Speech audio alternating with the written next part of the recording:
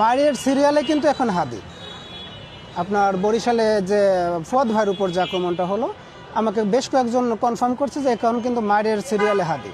আমি জিজ্ঞাসা করলাম, হাদিকে মারলে কি হবে, ও কি আর মারের ভয় পায়? সে আপনি জানেন যে আমি র্যাব 10 যাত্রাবাড়িতে 3 বছর চাকরি করেছি এবং এই অঞ্চলে আমার প্রচুর সোর্স আছে। চাকরি করার সুবাদে, র্যাবে চাকরি করার সুবাদে সোর্স মেনটেন করতে হয়। আমাকে গত পরশুদিন একজন বলল যে ভাই, মায়ের সিরিয়ালে কিন্তু এখন হাদি। আপনার বরিশালে যে ফুয়াদ ভাইয়ের উপর যে আক্রমণটা হলো, আমাকে বেশ কয়েকজন কনফার্ম করছে যে এখন কিন্তু মায়ের সিরিয়ালে হাদি। আমি জিজ্ঞাসা করলাম, হাদিকে মারলে কি হবে, ও কি আর মারির ভয় পায়? তো ওরা বললো যে ভাই, মারির কেউ ভয় পায় না, কিন্তু হাদি ভাইয়ের গায়ে যদি একবার হাত তুলে ফেলতে পারে ওদের আত্মবিশ্বাসটা বেড়ে যাবে। আমি ডেঙ্গু রোগে আক্রান্ত, 1 মাস হসপিটালাইজ ছিলাম, এখনও দুর্বল। হাদি ভাইকে জানি যে উনি বললে আসলে শুনবেন না, উনি খুব ঘাড়তেরা মানুষ, উনি খুব সাহসী মানুষ, যার কারণে আমি নিজে এসে দাঁড়িয়ে আছি এবং সর্বোচ্চ চেষ্টা করব। হাদি ভাইয়ের উপর থ্রেট থাকবে 3 দিন। আজকে যে আপনারা জানেন যে আওয়ামী লীগ একটা কর্মসূচি দিয়েছে, আগামীকাল জুমার নামাজ পরে একটা কর্মসূচি আছে, মশাল মিছিলের কর্মসূচি, পরশুদিন লকডাউন কর্মসূচি আছে।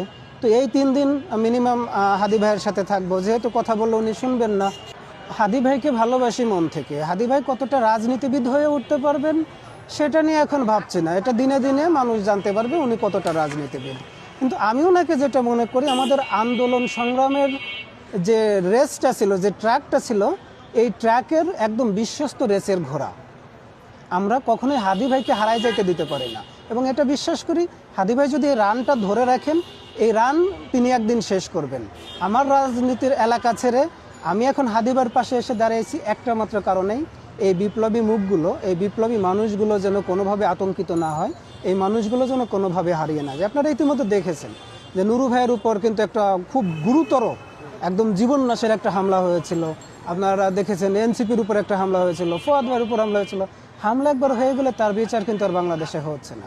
তো আমার কাছে মনে হয় যে আসলে যেহেতু হাদি ভাই কথা শুনবে না এবং হাদি ভাইয়ের উপর হামলা হলে আইন শৃঙ্খলা রক্ষাকারী বাহিনী এর বিরুদ্ধে কোনো ব্যবস্থা নেবে না, আমার মনে হয় যে যদি আমি দূর থেকে বা তাকে ভালোবাসতেই জানি, তো হাদি ভাইয়ের উপর আক্রমণ হওয়ার আগে নিজে যে একটু সেই আক্রমণটাকে প্রতিহত করার জন্য আমি আগামী 3 দিন হাদি ভাইয়ের সাথে সাথে থাকবো, দূর থেকে নজরে রাখবো।